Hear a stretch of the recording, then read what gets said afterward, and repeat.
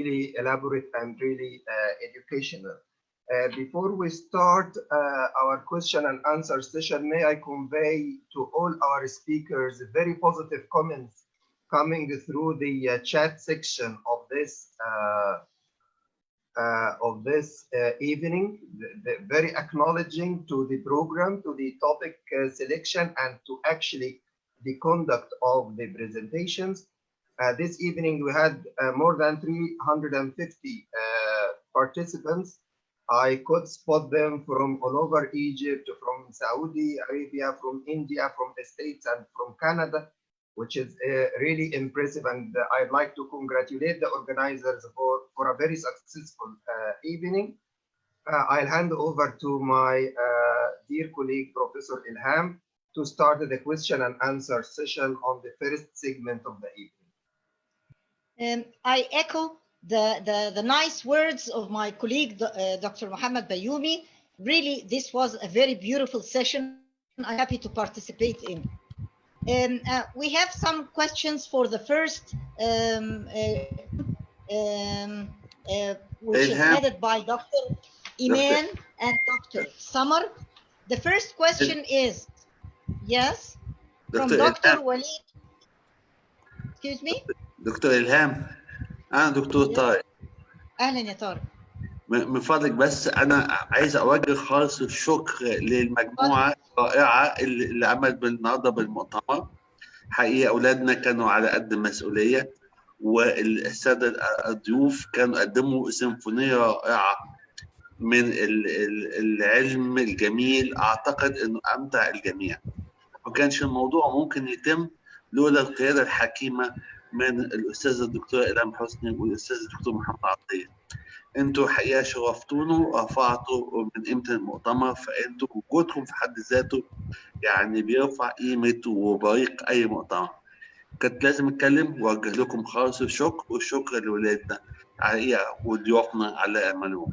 فخالص الشكر والتقدير لكم جميعا. Thank you very much Professor طارق صديق العمر يعني. الحقيقة عندنا شوية questions هنبتدي بيها لدكتورة سمر ودكتورة إيمان رجب. الفيرست تيم. دكتور وليد حسن بيسأل did you do HIV? Did you investigate your patient for HIV? And it was negative, doctor. Negative? Okay.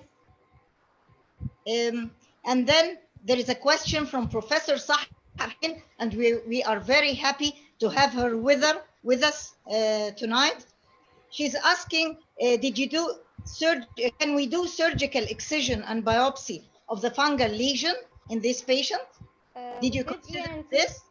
Yes, we did ENT consultation, neurosurgery consultation, ophthalmology consultation, but please raise your voice, Sahar, please. We did ENT consultation. And unfortunately, the lesion was invasive, so invasive, and the general condition was so bad, so they decided to do no intervention. Okay, and then comment about this. Okay, go ahead, Dr. Iman. In mucormycosis, because of the poor response to antifungal agents, the surgical treatment is very important. So whenever we can do as debulking as we can, we would go for this, not only for diagnosis but also as a curative intent.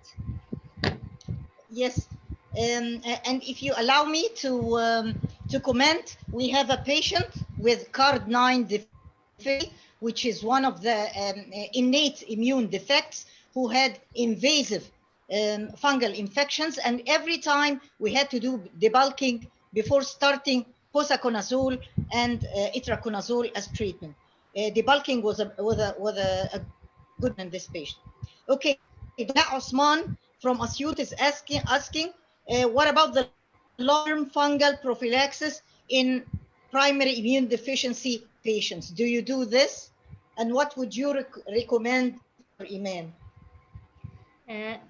Fungal prophylaxis, whenever there is frequency of fungal infection presumed to be more than 7 to 10%, we have to do fungal prophylaxis.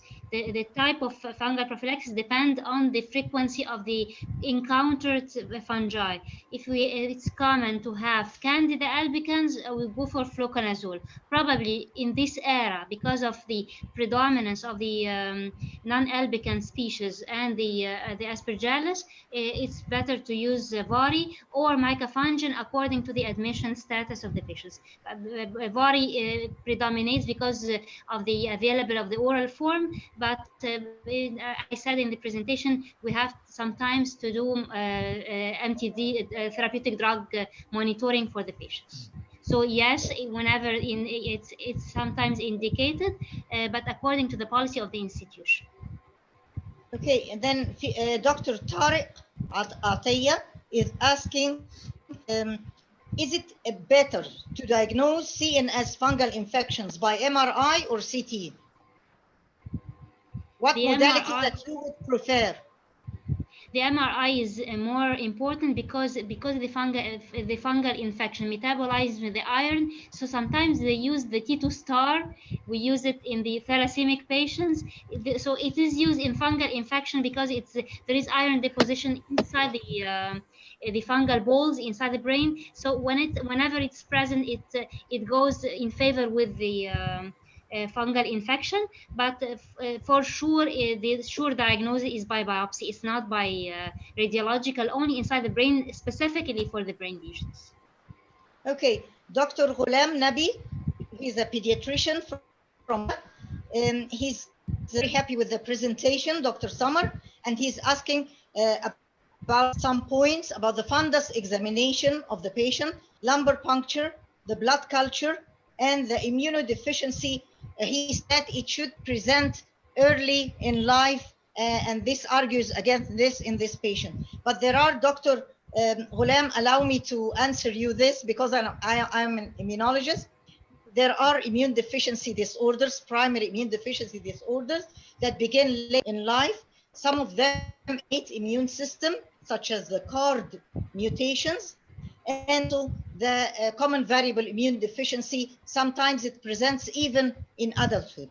So what would you would like, Dr. Summer, about the fundus, the lumbar puncture, and the blood culture? Blood culture was not gross. The fundus was done, and there was signs of increased papilledema with signs of increased intracranial tension. Lumbar puncture, we couldn't do it. Okay, Dr. Hanan, concerning your presentation, Professor Hanan Ibrahim, there is a question: could pneumococcal infection be a common co-infection in COVID-19? Dr. Hanan, please. Yes, it is. And there are many articles about secondary bacterial infection with strep pneumonia in COVID-19 patient. But I cannot tell. We have to give the vaccine for the population to avoid this, because the mortality rate from COVID-19, not only from the secondary bacterial infection, it's from many, mainly from cytokine storm and many other issues. Okay, another question, Dr. Hanan. Is pneumococcal vaccine in the Egyptian vaccination schedule? I think he means the expanded program on immunization in Egypt. I think the Ministry of Health, it is not an obligatory, unfortunately, it is not there. It is not an obligatory vaccine. But kids, we deliver this for the kids in private hospitals and the private clinics, but it is not in the obligatory vaccine. An anonymous attendee is asked, is pneumococcal vaccine different types are interchangeable, or what guide to do? I think he means, can we use each every time? I don't like to do this. No, it's not interchangeable. If you started with one, you have to continue with that one. Except if the other one is not available, you can give the extra dose with the second one you started with. Okay, these are the questions that I have, and then I hand the mic to my colleague, Dr. Mohammed Atiyah, for the sessions he presented, so he can ask their questions. Thank you very much, Professor Ilham. We'll actually start with questions and answers for the session by Dr. Nihad Bakri and Dr. Marwa El-Deeb. And I believe Professor Ilham, you yourself have a comment, so let us start with your comment. Okay, I just want to say that I have seen the patient Joseph, the boy with the tuberculosis, and I was consulted for this patient as an immunologist when they thought that this could be something autoimmune. And I gave the diagnosis of tuberculosis from the beginning. We don't want to forget the basics. The message that I want to deliver to our young colleagues, that please think basic. You have a child that is cachectic, has chronic diarrhea, and there is both pleural and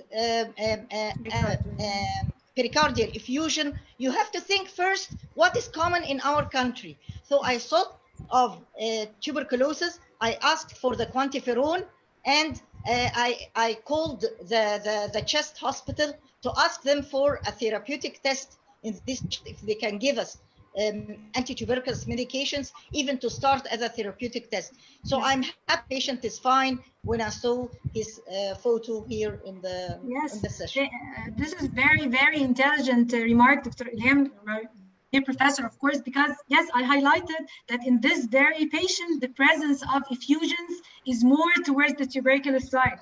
So that's very intelligent. We should always trust our clinical sense, and we'll be lucky if we can, if we can consolidate this with other lab and imaging and histopathology, we'll be very lucky. But number one is the clinical suspicion. That's in every protocol for management. Thank you very much. Before jumping into remote diagnoses and rare diseases, we should think of the most common in our country. Yes, yes, it's a very interesting case and very interesting remark. Thank you very much. Thank you. Thank you, Professor Ilham and Professor Marwa. I tried to group the questions because looks like your presentation has evoked so many questions. So the first item of questions, Professor Marwa, is actually about the diagnosis of tuberculosis. So many questions asking where is Zell-Nelson in what you've discussed? Where is the TB culture? Have you tested the peritoneal fluid and precardial fluid using PCR testing? Would you still rely on the presence or absence of a BCG scar when you're considering the diagnosis of tuberculosis? And whether there are any precautions you need to consider before actually making or taking the quantiferon test. So it's basically about those historical elements of the diagnosis, the tuberculin, presence of a scar, the PCR, is it still there? Would you test the effusion fluids? So can you elaborate on that? Okay, I will elaborate on the parts I know of the story, and I leave the rest to Nihat to comment. But the benchmark here is that there is no standalone test to diagnose TB. We don't have a single test that can prove or rule out tuberculosis, especially in cases with abdominal or intestinal tuberculosis. So I would second what Dr. Ilham said, that first we should have a very strong clinical suspicion. This is number one. If we are lucky enough to support this with a positive culture, a positive smear, a positive PCR, so we're very lucky. Because it's not as plain as simple as what's written in the books. It's not always there. It's not easy to culture the acid-fast bacilli. It's not easy to do PCR and find out positive tests. We've done, and Nihat have highlighted the WHO standard testing for tuberculosis, the gene expert test on the pericardial effusion fluid. They did it, and it turns out negative in a patient who's highly suspicious to be TB. So that's what I want to highlight. It's number 1 in 10, your clinical suspicion and your follow-up that will prove if you're right or not. And I think Nihat can tell us more about the investigation which were done to this boy. Yes, of course, dear professor. At first, we do Zell-Nelson stain from pericardial effusion, which was negative, and start empirically steroids and colchicine to halt this inflammatory process, but still no improvement, and the patient suffered from high-grade fever. Also, we did the blood culture and focused to tell us about the TB in blood culture, but it was negative. The patient received all his vaccines and have TB scar. That's first let us to search for other causes and don't focus on infection alone.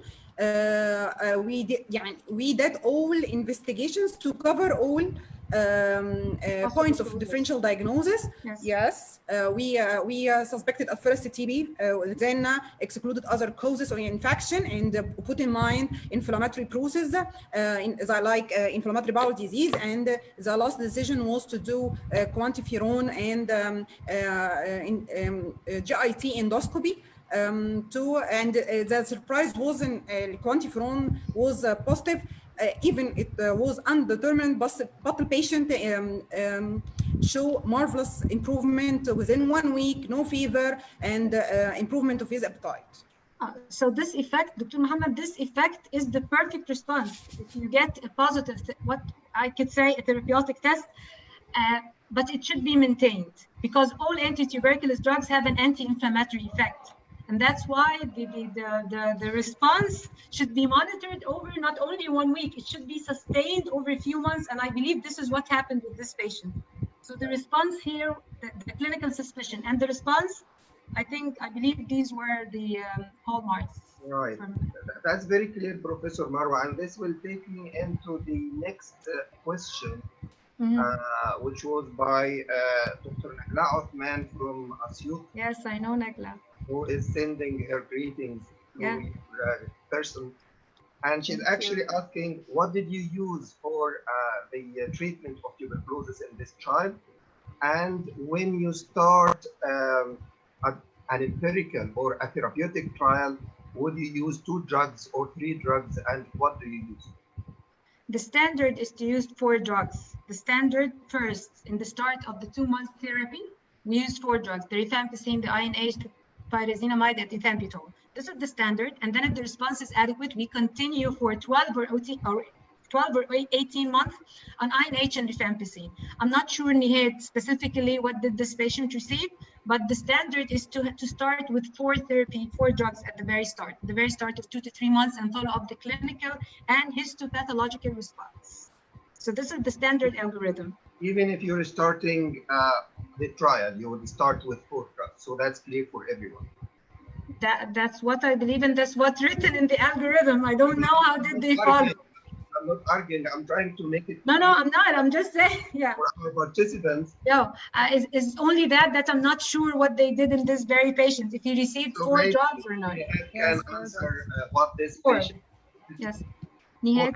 Yes, actually, the patient received rifampicin, INH, pyrazinamide, and ethambutol as a trial in first 2 months, and waiting for his follow-up.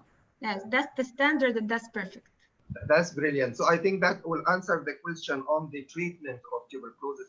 There is another group of questions coming, for example, from Ahmed Nabil Abdelhadi Al-Khatib, and those questions are concerned with the diagnosis of typhoid fever. Would you still use blood cultures? How much would you believe your Vidal test? How would you diagnose your typhoid fever? Let me generalize the question to get the maximum benefit from your presence with us. Okay, how can you diagnose typhoid fever? Diagnosing typhoid fever is very challenging because we could not depend on the standard cutoff values for the serological testing for Vidal. Even in interpreting the Vidal test, it's written that you have to consider how much endemic the typhoid fever is in our community. And actually, I believe that we find typhoid fever everywhere. So I believe that putting typhoid fever on top of the differential diagnosis list in this patient in particular will not be a very not possible, but it won't be a very plausible diagnosis. Of course, the need for blood culture to confirm is important, but I personally wouldn't put typhoid fever on top, especially with a whole list that Nihad showed of false positive Vidal results on top in patients with TB and in patients with inflammatory bowel disease. So yes, we did not rely only on serology. Away from this particular patient, when maybe the clinical picture was pointing towards another side, if you're really clinically suspecting typhoid fever, what would you rely on? Or would you culture this? I would rely on clinical presentations. Excuse me? Would you culture this stool? Would you culture the blood? Would you go for rising antibody titer? What would you do? I would go for cultures.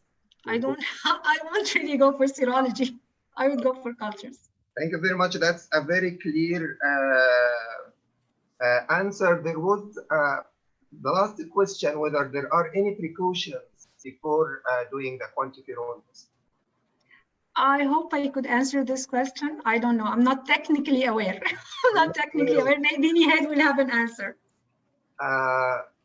Thank you very much, I don't know. Marwa. Thank you very much, Dr. Nihed. That was a very interesting question and answer very much. session. Thank you. That was very useful for me personally. Thank you. This is very humble of you, Dr. Mohammed. Thank you very much. We'll now shift to the question and answer session for our last segment, which was eloquently presented by Dr. Ahmed Al-Sayed and Professor Dalia El-Hunaini. And I'll start with a question that's dear to my heart. When would you suspect macrophage activation syndrome in the critically ill child, especially when the manifestations might overlap with other manifestations in this cohort of patients? So if Professor Dalia or Dr. Ahmed can take on this. Okay, Dr. Mohammed, macrophage activation syndrome, because it's very challenging, it should be always in our minds so we can see it and suspect it. So if a patient critically ill because of sepsis, severe sepsis, or as we see the cases of COVID admitted in the ICU, and we have that the patients turn out to be clinically have persistent fever, deteriorating. The fever is persistent, and although in spite of the presence of fever, the ESR is dropping down, is not high, but it is decreasing. If we have some sort of increasing the size of liver and the spleen, we have to suspect and to do the panel for diagnosing macrophage activation syndrome. Although that ferritin is acute phase reactant, is typically increased in many inflammatory conditions, including the patients with sepsis, including with patients with COVID. But if we see that with the increase of the ferritin, the platelet is going down, the total leukocytic count is going down, the fever is protracted, the ESR is going normalizing or very low, we have to suspect macrophage activation syndrome and to treat accordingly, because this is, as we can see, this is the drastic end stage of systemic inflammatory response. If systemic inflammatory response did not stop and it is not did not be interrupted at a certain stage, uninterrupted cytokine storm that will end into multi-system organ failure will end. So we have to suspect protracted fever, increasing size of the organ, and although ESR is going down, platelet is, although it is acute phase reactant, but it is going down, we have to do the panel of soluble CD25, we have to do triglyceride, we have to do fibrinogen to complete the action. And we hope that if it is for any reason possible, we can do bedside bone marrow aspiration. It will help a lot. That's very clear, actually, Professor Dalia. It cannot be more clear than that. And I believe you've answered another question that came through from Walid Hassan, asking whether macrophage activation syndrome can be considered as a cytokine storm. So you clearly answered that. Definitely, macrophage activation syndrome is the worst cytokine storm. It is the worst cytokine storm, and COVID severe cases started with systemic inflammatory response. And then if it is not interrupted, and there is reported cases of macrophage activation complicating COVID. because certain it is reported maybe patients died early here before the diagnosing macrophage activation syndrome, but we did not do histopathological and post-mortem study to see whether there is hemophagocytosis evident in the tissue of these dead patients or not. Maybe a significant proportion of them entered already in macrophage activation syndrome. You're making my job easy, because again you've answered another question that came through from Mustafa Abdelmordi asking whether COVID-19 can cause macrophage activation syndrome. So the answer is yes, Mustafa, it can.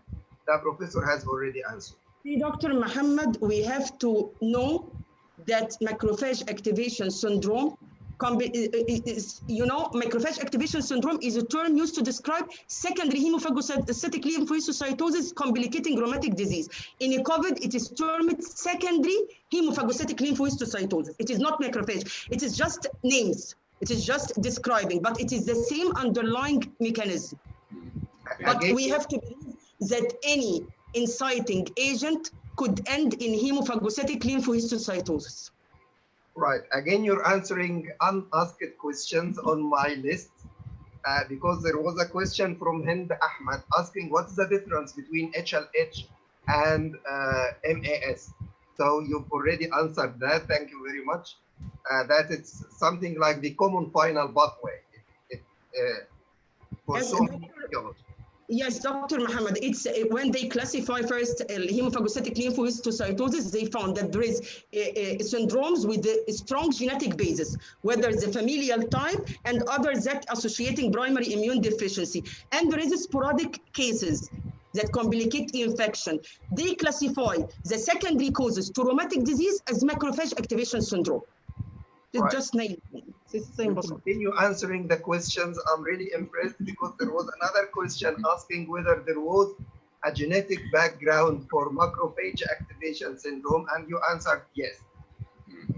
Yes, I have said in the lecture that there is a genetic background for macrophage activation syndrome, but this genetic background is not like the familial hemophagocytic lymphohistiocytosis. It does not determine the phenotype. It determines the risk, the susceptibility to cause secondary hemophagocytic lymphohistiocytosis. Unlike the familial and genetic cases, there is genotype-phenotype correlation. Certain mutations are affecting the phenotype, being more severe, occurring at earlier age, resistant to treatment. But in macrophage activation or secondary hemophagocytic, there are a genetic background that just lead to the susceptibility of the person to the disorder and indicate he is at risk for recurrence. That's brilliant. The next question actually comes from Dr. Sahar Hassanein, asking about the origin of neurological manifestations, whether it is can be attributable to vasculitis or is it some sort of demyelination? Actually, Dr. Sahar and Dr. Muhammad, in hemophagocytic lymphohistiocytosis, both there is a cytokine storm and infiltration of the tissue by activated cytotoxic T lymphocyte and macrophages, with production of severe pro-inflammatory cytokines and affection of the vascular vessels. So the inflammatory cytokines will induce damage of the tissue itself. So it can induce like encephalitis, it can induce peripheral neuropathy, and moreover, it can induce endotheliitis and vasculitis because there is inflammatory cytokines and infiltration by the activated damaging immune cells. I think Ahmed wanted to answer this. Okay. Dr. Ilham, in this case, or in our case, conscious level affection due to hepatic encephalopathy. The patient developed hepatic encephalopathy and grade 3 hepatic encephalopathy. Right, okay. In our case. So didn't have really a localizing neurological disease on imaging or something. Was a diffuse neurological disease. No, doctor, excuse me. I'm sorry, Ahmed. I will just answer this because this patient with, when starting to proceed into fulminant hepatitis, serum ammonia going up, and just improving with the conservative management up to they think about liver transplantation. But my opinion is control macrophage activation syndrome, and inshallah, everything will return back to normal. And this is what happens. Yes. When we started send immune, IV send immune, within 24 hours, everything regressed back towards normal. So it is not about permanent damage, it is just inflammatory cytokine. If I catch the patient early, inshallah, the prognosis will be very good. Right. The question before last, you will be happy to know that I have only 2 more questions for you. The one before last is about subclinical macrophage activation syndrome. How would you elaborate on that? It is just an example when I'm giving the lecture. If I will just demonstrate by an example so as to be easy to be caught. If you have a patient systemic GIA and he's started with a total leukocytic count 12,000, and his hemoglobin was 9, and his platelet count was 600,000. And then he came to you subclinical, no clinical presentation, no persistent fever, no increase in the liver and spleen. But when you do a follow-up, you found that the platelet count dropped to 350,000, and the total leukocytic count dropped to 6,000. Then you ask the patient about the fever, it is still occurring. The arthritis is still present, okay? So the improvement in the CBC is not due to control of the disease. He still have an active disease, no symptoms suggestive of macrophage activation syndrome, but you can detect it by the lab when you found that there is decrease in the blood element without any improvement in the underlying disorder. That's very clear and obvious, and a smart remark for our junior doctors to switch the brain on while looking on the follow-up labs of our patients, actually. The last question, or a group of questions on treatment, Professor Dalia, people are asking about doses of intravenous immunoglobulin, duration of treatment of cyclosporine, and whether you would prefer dexamethasone or pulse sodiumetron. Those are the questions which came through from Ines Muhammad mainly. So concerning the intravenous immunoglobulin use, its use is just reported in some cases, and we prefer to use it in case of infection triggering the secondary hemophagocytic lymphohistiocytosis or the macrophage activation syndrome. We use it in doses as blocking antibodies, meaning 1 to 2 grams per kg. Okay, it's like the dose used in Kawasaki disease. I'm not used as a prophylaxis for infection. We use it as blocking antibodies. And it is not a guidelines. It is just expert experience, and it is resorted when you found that the patient has infectious agent and you are going to give immunosuppressive therapy, and there is a well-defined blocking role for the intravenous immunoglobulins. So it is better to combine all weapons when you are facing a drastic enemy. Second, concerning the duration of the cyclosporine, it should be for 8 weeks. Like the protocol for HLH, we are not continuing as a maintenance treatment, but as I said, that abrupt stoppage of cyclosporine will lead to marked relapse of the conditions that might be resistant to the steroid and cyclosporine when you initiate it, and you expose the patient to higher risk. So keep the immune system stabilized for 8 weeks and then gradually withdrawal. It is just as a rule, no immunosuppressive are stopped suddenly. It should be gradually withdrawn. The last is whether to prefer dexamethasone versus solimedrol. We know all that dexamethasone is the drug of choice in the HLH protocol treatment, but in our patient, if we have severe disease activity, combining the macrophage activation syndrome, dexamethasone limit our steroid dose. Dexamethasone, its dose is 10 milligram per meter square. I cannot increase than this. So if I have severe disease activity, I need to give pulsed solumedrol because it allows higher doses in short duration. And it will control the rheumatic activity as well. Right, okay. I have to say I'm speechless this evening. I'm very thankful to all. Dr. Mohammed, thank you, Dr. Ilham. We are very happy with you, Dr. Tariq, Dr. Hanan, and all the team. Thank you so much. Thank you, Professor. We've enjoyed all. I personally enjoyed all the speakers. I'd like to thank the whole magnificent team of Ain Shams pioneers, Professor Tariq, Professor Hanan, Professor Mervat Mansour, and everyone. I enjoyed all the sessions. And I leave the final closing remarks to Professor Ilham Hosni, please. I echo yours, and I'm very proud of our young generations and all the Ain Shams team, and I am very happy with the company of my colleague, Dr. Muhammad Atiyah. I hope you like our team of professors from Ain Shams. I already like them. I already like them. And we like to back Dr. Muhammad. We consider you one of us. Yeah. Consider you one of our family. And now I would like to turn the mic to Dr. Hanan Ibrahim, the mic of this session and of the PICU unit of Ain Shams to close the session with her lovely remarks. Dr. Hanan.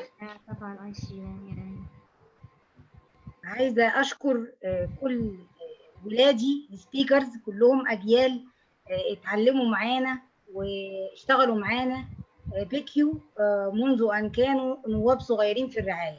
الدكتورة إيمان والدكتورة داليا والدكتورة مروة، يمكن إيمان رجب ومروة وداليا كانوا مع بعض، يعني كانوا أنا حاسة إن إحنا قاعدين في الاستقبال.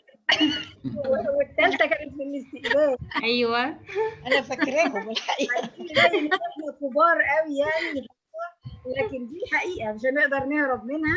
و I am very proud of them الحقيقه. يعني احنا الجنريشنز بتسلم جنريشنز بتسلم جنريشنز، وعلشان كده احنا بندي تشانس وهم قد التشانس دي انه دايما يكونوا موجودين ودايما نسمعهم ويسمعونا.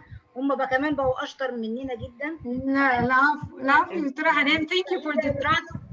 انا سعيده لوجودهم معانا، وسعيده جدا جدا ان اداره الجلسه دي كانت في ايد استاذتنا الغاليه الاستاذه الدكتوره إلهام حسني.